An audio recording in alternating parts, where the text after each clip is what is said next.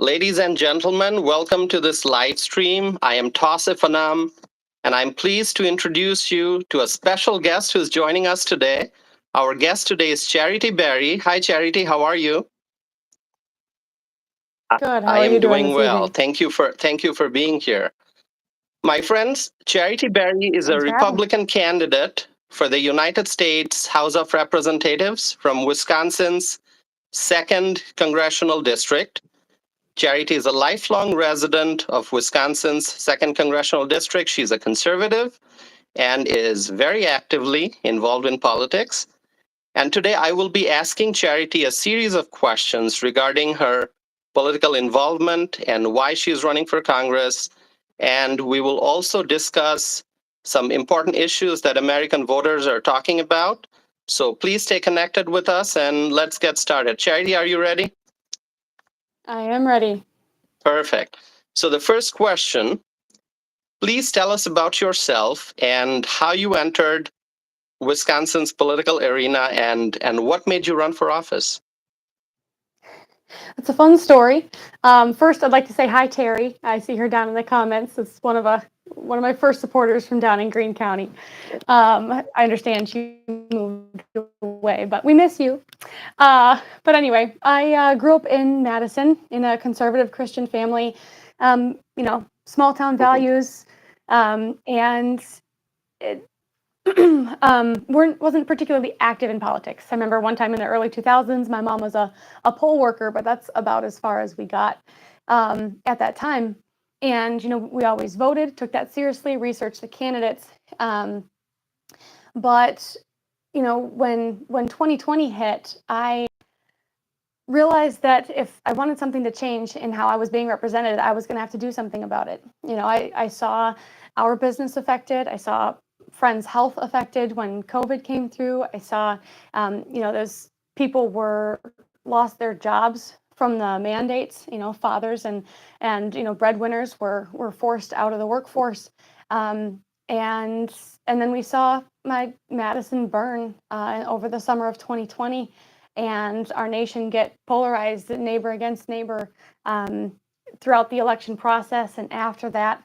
And I really just felt like if I was gonna just sit there and complain about what was going on, nothing was gonna change. But my representative, Mark Pocan, was only fueling the fire and not doing anything to fix the problems that the residents and his constituents were bearing the brunt of. And so I decided to jump in and run for Congress. I, not coming from a political background, I knew I had conservative values, so I called around to the Republican Party organizations and left a lot of voicemails. And actually, your guest last week, Billy Johnson, was the first one to call me back. He was the vice chair of Dane County at the time, and he called me back. He's like, we've got an event tonight. Why don't you just come a little early and we can chat a bit. So I went to their event in 2021 and chatted with him for a few minutes. He's like, well, just go tell people about yourself. Like, all right, I guess these people mostly look nice. I'll be all right. And a few minutes later, he and the MC were telling me I had 2 to 5 minutes to speak. Well, I had no plans on walking into my first political event and giving a speech, but I knew it wasn't the time to say no and turn on my heels and run. So I gave a speech. People enjoyed the enthusiasm, and I learned a lot going from there. I still am in contact with many of the people I met that evening, and a lot of them have been great supporters of the campaign. So we're off to the races, and I've since then been a candidate. Worked as staff on Senator Johnson's campaign. I worked in the Supreme Court race and have volunteered and worked many hours for the local and district parties as well. But realizing the layout of the district and some of the history, which maybe I'll get into a little more later, but I knew that we needed a strong candidate against Mark Pocan in the 2024 cycle. And so October 7th, I jumped in this race to run in 2024. And I'd planned on announcing on October 7th. And then that morning woke up to some horrible news from our friends in Israel. And so, it strengthened my resolve to what I was doing because of Pocan's stance on that situation and others. It my goal. So here we are a few months later. Yeah. Okay. Well, thank you. And so my next question is, and you know this, the political reality of the second congressional district, which is that Democrats are an overwhelming majority in this district, and a lot of people say that it's very difficult for a Republican to win this congressional seat that you're running for. And so my question is, what drives you to move forward and to spend so much of time and energy into running for this seat, which many people say is very difficult for Republicans to win in? Well, I believe that the people of the district, that nearly 800,000 of us, deserve a voice in Washington just like they do in the reddest areas of the state or nation, for that matter. So it really is having watched and seen the struggles that my neighbors have been going through under Mark Pocan is what drives me.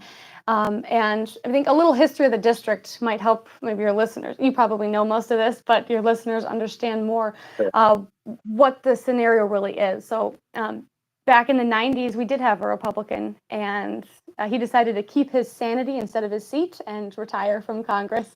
And at that point, we got Tammy Baldwin as a representative. When she moved up to the Senate, we got Pocan with a few redistricts in between there that turned our district a little bit bluer.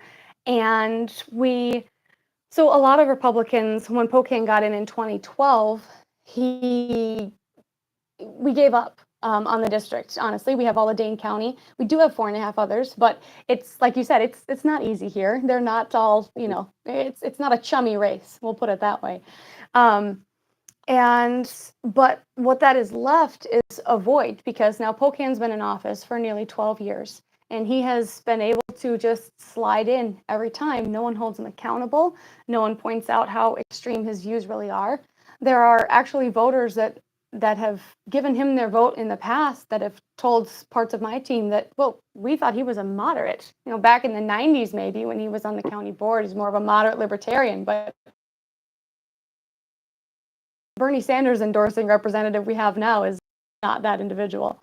So I think that we have a very unique opportunity to invigorate a base that hasn't had a cause to get behind in this district. I mean, that's local to this district, and win swing voters over by pointing out who Pocan is, and maybe even if there's voters that would never stomach and filling in that bubble next to a Republican, could they just not vote for Mark Pocan because they realize he's not really representing them? So, I do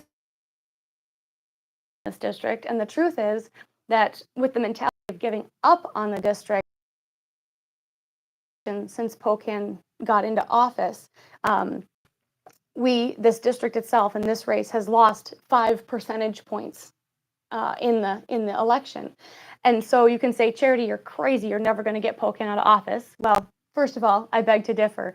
But even if you're right, the truth is we have to do something different here if we ever want to win our Wisconsin back. So you want to have an impact. You want to make some important changes, and to make sure that the people in this district feel represented, which many people don't right now. Exactly. So what do you say to someone who tells you, Charity, why don't you run for a local seat first and then make changes at the local level and have an impact in local politics? Why run for a federal office? Well, most people that would ask that question are Republicans that are befuddled by me marching into Pints in Politics and just saying I'm running for Congress, and why I wouldn't just follow the train up. And I can tell you that my town board chair and my county board supervisor, my state assemblyman and state senator are all Republicans. So when your town board chair has your sign in his yard, you don't necessarily go run against him. But the truth is, that sort of mentality is what people do when they want to make a career out of politics. I have a background in small business. I worked in my family business for nearly 10 years doing tree work. And I have, ambitions to start a music engraving business when I'm done in politics. This isn't the career choice that I have. It's what I feel I need to do to help the people of the district. Okay. Well, thank you. And you're obviously talking to a lot of people because I see you at different events. And when you talk to voters, um, you know that people care about different issues. People have different priorities depending on who you're talking to. But there's one issue in particular that's affecting all Americans, and in particular, middle class and lower income Americans. And that issue is inflation. So, what steps do you think should be taken by federal government, whether it's Congress or the executive branch, to try to bring inflation under control? Well, the honest truth is the control of the federal purse is in the hands of Congress. And in many ways, we have abdicated that role to unaccountable bureaucracies. And, you'll hear Mark Pocan say things alongside AOC, like you'll just tax the rich. Well, Hmm. I don't know if they don't want to see past the nose on their face or if they can't. But any economist knows that if you tax the rich, those cost burdens will be put down to the consumer as excuse me, will be put down to the consumer to balance out the corporation's profit and loss. That doesn't necessarily make the corporations the bad guy. I think one of the most memorable meetings I had with a businessman was actually a cheesemaker down in Greene County. And he talked about how much he loved to see nice cars in the parking lot at the cheese factory because that meant his workers were doing well and he was able to provide good opportunities for them and upward mobility. And there were times with the economy that there weren't always nice cars in the parking lot. But as with any set of people, there's good business owners and bad business owners. But you can't just take a set. There's no population set like taxing the rich that we can take and pull from to compensate the outlandish spending we're seeing. So we need to cut the spending, and you'll hear a lot of Republicans talk about we need to eliminate or cut back a lot of these unconstitutional three-letter agencies, and it's true, we do. There's a lot of spending that goes on things that aren't constitutional, on things that are just sloppy, but I think we need to take an objective look at everything. Even what you're hearing a lot about lately is the Department of Defense, and that is constitutional. Provide for the common defense is right there in our founding documents. But we can take an honest look at where that money is going. And one thing that I've heard is, and I'd like to change when I get to Washington, is if one of the agencies or someone with part of the federal budget has a department, they don't spend all the money that they're allotted. They try to find ways to spend it just to get rid of the money so their budget doesn't get cut the next year. And we could, instead of punishing them for being wise and not having to use all the money, we could take that and use it to pay towards debt and realize they might have more costs the next year and actually take an analytical look at the budget each year instead of just copy and pasting it from the year previous. And so I do think that the way that the government and the system of the budget works and that punishes the departments that don't spend as much money by cutting their budget the next year, I think we could use those dollars instead of, buying equipment we don't need or finding random walls to paint or some of the specific stories I've heard. We could use that money to put back in the hands of the taxpayers or to pay off the astronomical debt we have, and actually be able to start solving problems. Yeah, yeah, and spending is the problem. Spending is a problem, and we see that, and we see how it fuels inflation. So, talking about fuel, American energy. Let me go to the next question. American energy is the lifeblood of our economy. I think we can agree, and we need affordable energy for our economy. Now, we know that since Joe Biden came to office, energy prices have skyrocketed as this administration opposes fossil fuels and embraces the left-wing green energy agenda. And I remember that in Wisconsin, gas price was below $2 per gallon in 2019. And after Joe Biden came to office, we saw price per gallon reach $5 right here in Wisconsin.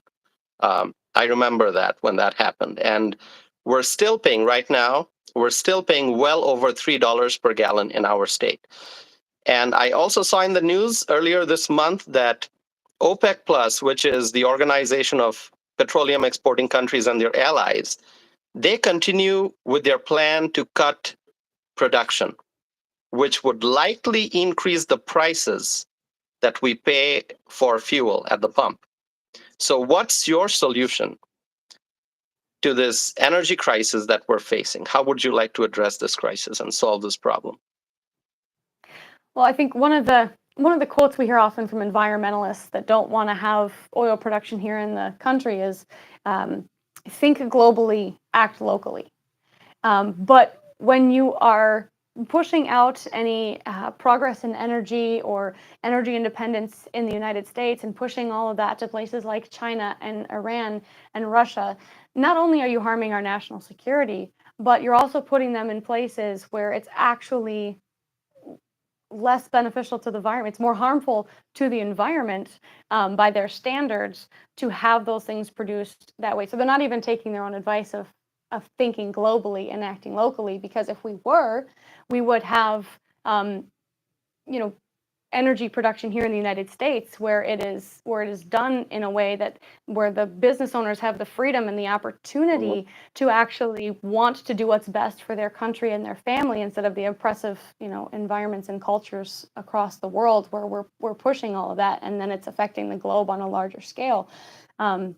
So I do think that our energy independence and dominance here in the United States would be highly beneficial and absolutely necessary, not only for the environmental purposes, but also very much for national security and the economy, as we've definitely seen since Biden took office.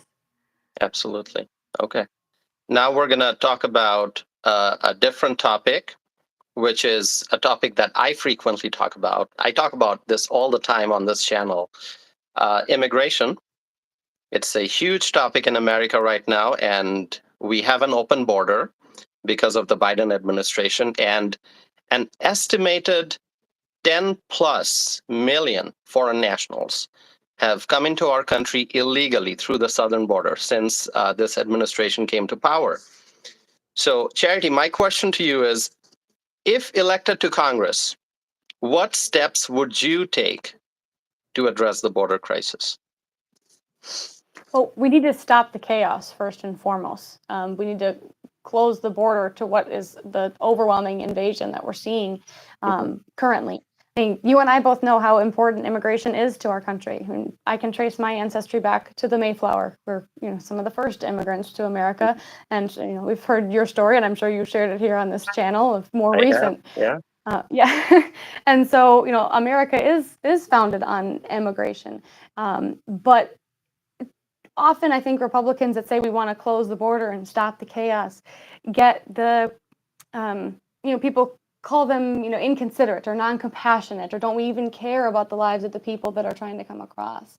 Well, the truth is, the people that are coming across, so much of that is well, an invasion first and foremost, but a lot of it is they're being trafficked. It's not safe for them. It's not beneficial for children and women and men to be trafficked, whether that's sex or labor or in whatever way, to be abused by the cartels in that way.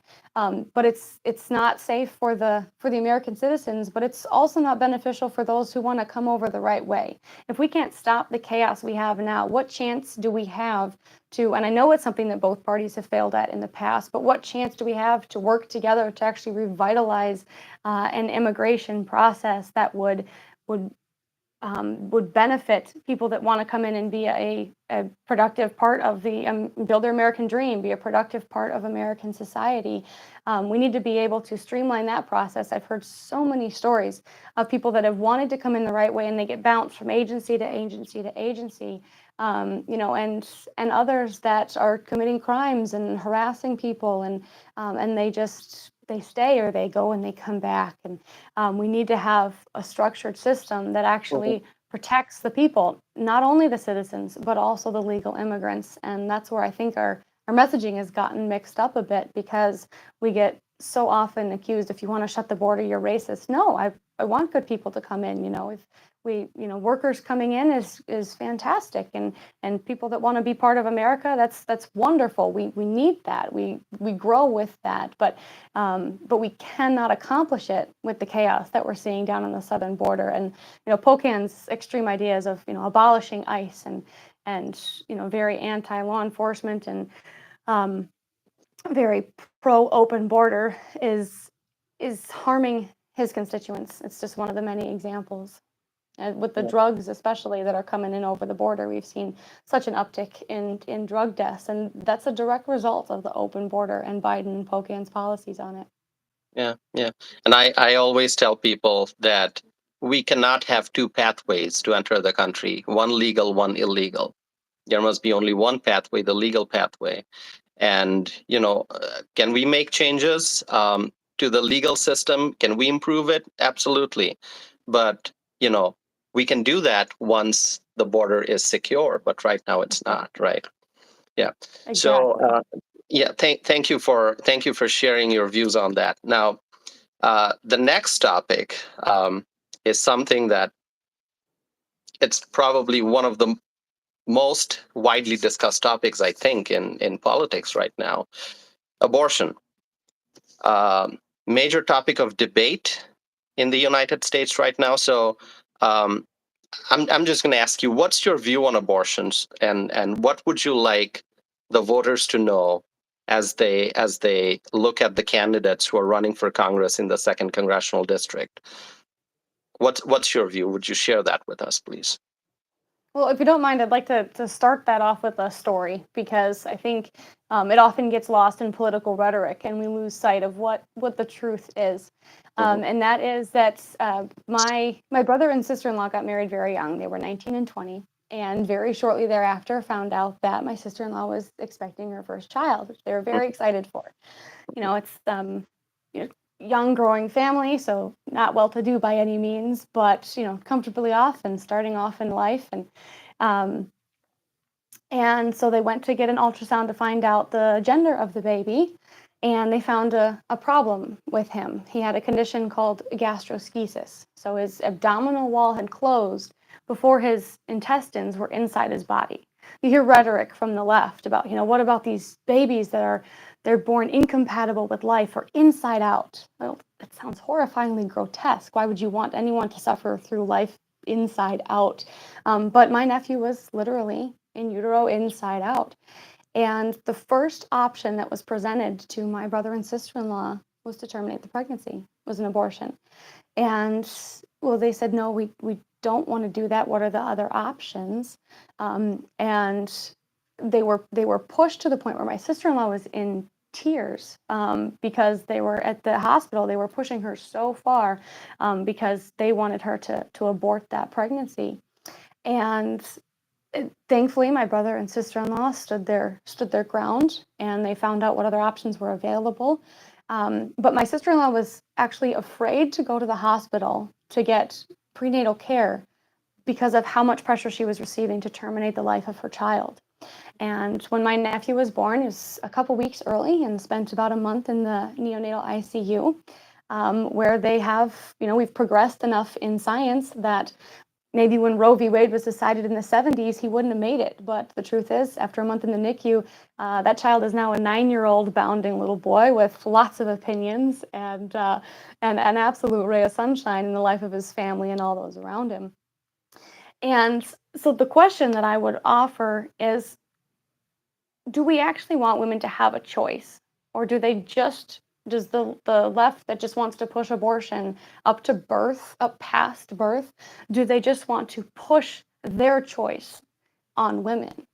And so I believe strongly that we need to empower women to be able to make the choices that they would want to make and be able to keep their babies.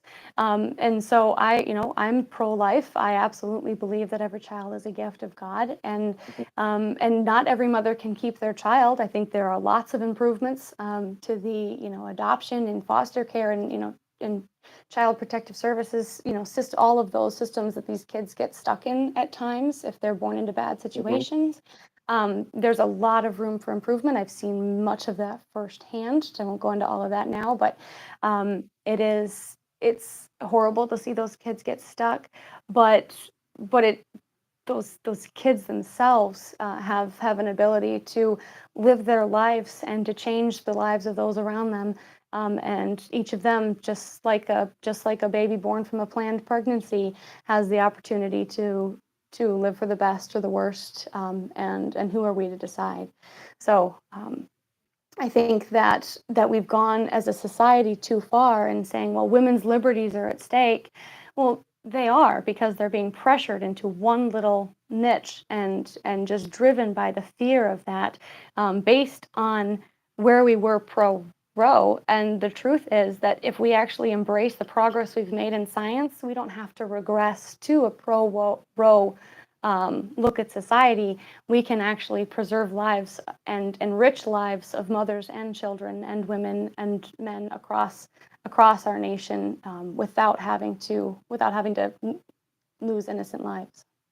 Yeah, well, thank you for sharing your views as well as the story from your family, something that you've seen happen. Um, thank you for that. So, what's the greatest challenge that you're facing as you continue campaigning in the second congressional district? I mean, it's not easy to campaign. I've been involved in politics for many years now. I've seen different races, different cycles. 2016 and 2018 and 2020. So as you're campaigning in one of the toughest districts for Republicans, what's the greatest challenge you are facing? How you're handling the pressure, and just share with us something about your day-to-day experience. Sure. Well, honestly, I really love the opportunity to be able to get out and talk to the voters. I mean, we've been volunteering at dairy breakfasts and in multiple parades, and Those June are is great definitely one of events. the they are. June is definitely one of the busiest months with the earliest mornings on weekends, but it's a good time and well worth it. I love talking to the voters, and um, it seems like the biggest hitch in a campaign like this should be, venomous, Democrats coming after me with their woke ideology and things like that. But the truth is, I think what would make the biggest difference is if we as Republicans could, when we have common ground issues we've talked about today, Mhm, abortion and none of us want it up to full term like Mark Pocan would support, and immigration and the mhm, economy and energy. We find those common ground issues. No group of people that supports freedom of thought and independent, you know, opinions and points of view. You're never going to get a group of people like that into a room that agrees on absolutely everything. But I think if we could work together on at least being able to, converse and respect other people's opinions and accept that ours will not always be the one that wins out, and actually just find a way to get ourselves, even if we don't agree on everything, but running in parallel instead of knocking into each other all the time, we would be able to face the extremism and the woke ideology in mhm. such a more efficient manner that would actually be inviting to those swing voters and those independents and get people on our side to see our perspective, because we'd be able to actually communicate out in the general population instead of just amongst ourselves. So we're working really hard to get out, um, you know, into those people like I've talked about that don't know the truth about what Pocan has really done. And while they voted for him, if someone takes the time to actually point out where he stands on the issues that are affecting their daily lives, maybe would consider changing that vote. We really need to reach those people, and make sure that we're all on board and moving in the same direction, even if it's not always pretty. Yeah, yeah. Within the Republican Party, as you said, you enter a room, and you'll hear diverse viewpoints, but the Hmm. the common the common thing is that all those people, they love the freedom that we have in this country, and they want to protect our constitutional rights. So that's what really makes us strong, and that's what unites us. but then you can have various views on how to solve problems, right? So Right. yeah, yeah. Okay, well, thank you so much. And you mentioned Mark Pocan, who's the incumbent, and he has been in office for many, many years. Um, do, do you think he has any interest in participating in a debate? Would you want to debate him?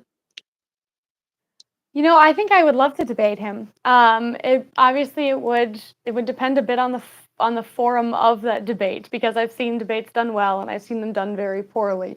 But I think that it would be a fantastic experience for the voters to be able to actually see him side by side, someone who really cares about the people and is coming at this not from a career politician point of view, but hey, I was living my life, working in the business, pursuing my own American dream, and things got so bad under Pocan's policies that I stopped what I was doing because we need somebody to fight for us in Washington.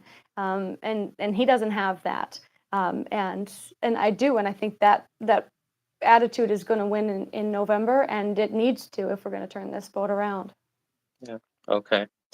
So let me ask you, you're running for Congress, and you're obviously paying attention to what's happening in Congress, and there are so many different people and personalities in the House of Representatives. So is there someone in particular, a political figure in Congress, who is a symbol of inspiration for you as you move forward in your political journey?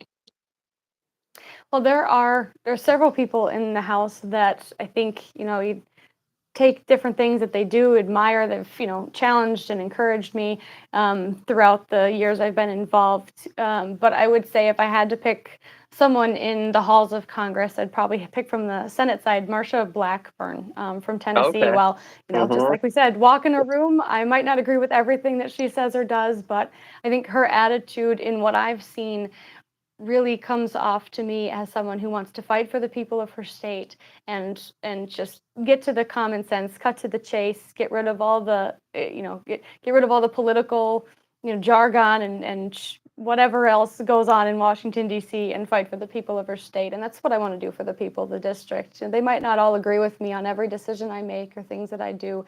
It's a very diverse district. I would think something was wrong if everybody in the district agreed with absolutely everything I did. This Mm-hmm. pinch me, wake me up from my dream. But Yeah. I think that if people know that they are respected, and the person in Washington that they elected to represent them is actually fighting to represent them, and not just continue a career or get reelected or make money, that's what I want to do when I get there. Yeah. Have you had a chance to meet Marsha Blackburn yet, or is that on the Not. list? Not yet. That'll be on. That's yeah, not on the list yet, or it is on the list, not happened yet. Okay. All right. I have not met her yet, but it would be great to meet her. She's obviously doing a lot of great work. Um, okay. So those are the questions that I have. Is there anything else that you would like to share? There are many people watching this, and I know on this channel, I also have viewers from many other states. And so, anything you want to share with people, Wisconsinites and our friends in other states? Well, I would encourage them to. The truth is that this race matters more than often people give it credit, because we all hear on the news, Wisconsin is very pivotal to winning the White Absolutely. House and Hmm. the majorities in the House and Senate. And if, like I said, over the past 5 elections, with candidates that haven't been pursuing victory here in this district, we've lost those 5 percentage points. We're not going to win the Senate race here in Wisconsin, and we're not going to get our 10 electoral votes here in Wisconsin if we don't change what we're doing in Dane County and the second district as a whole. We have to fight harder here because we've allowed ourselves to lose ground, and we not only need to hold on to where we are, but we need to start leaping ahead. And so this race is absolutely pivotal, not only to the people of this district, and not only to the people of the state, but the nation, and therefore the entire world, because what we do here in America, as we've seen time and time again, especially since Biden took office, what we do here in America, our elections have global impact, and we cannot keep allowing lives to be lost because we stayed home and didn't do our best. So, as Reagan said, freedom is never more than one generation away from extinction, and we must fight for it. Thank you so much, Charity. And so, before we conclude, would you like to state your website address if people want to read more about your campaign and read about your issues? Would you like to state that here? Yes, please. My website is charityberryforcongress.com, and Berry is Barry. So charityberryforcongress.com. You can, support the campaign, volunteer, sign up for my email newsletters, and like you said, read about the issues, many of which we talked about today, and some additional, and a little bit more about me, or contact me through that page if you have other more specific questions. And yeah, my social media is at Berry Congress on X and Facebook, and Berry for Congress on Instagram. Okay, perfect. Great. So I don't have any further questions. I just want to thank you for, joining this live stream and for sharing your views on some very important issues that our country is paying attention to, and also for highlighting the importance of the 2nd Congressional District, because that's what I like to share with people, that it's the 2nd Congressional District in Wisconsin, but it matters for America, because depending on the voter turnout here, it's going to have an impact in a statewide race in our state. And then that means, do we win the Senate race? Do we win the 10 Electoral College votes? And that's going to shift the balance of power in Washington. So it's very, very important for Republicans to work really hard in the 2nd Congressional District, and it's pretty obvious that you're working hard as a candidate in this district. So thank you for sharing your views and for talking about your campaign. Appreciate it very much. Thank you. There's lots of work to be done. Thank you so much for the opportunity. Appreciate it. All right. Thank you. So for all those who tuned in for the live stream, I just want to say thank you so much. And I see there's a long list of comments, which I haven't had a chance to read yet because we were engaged in this conversation. But I thank everyone who tuned in. And for those who were not able to tune in and watch this live stream, they can always watch the replay. It's going to be on my channel afterwards, so it's available. So thank you, everyone. And thank you, Charity, and good luck in your campaign. And wish you all the best. Thank you so much. And our friend Terry is writing, thank you, Charity. Good luck at the polls. Thanks, Terry. Okay, well, thank you so much, Charity. And you have a wonderful night. And, looking forward to seeing you out campaigning and going to more events. Fantastic. See you soon. Thank you. Yeah, good luck.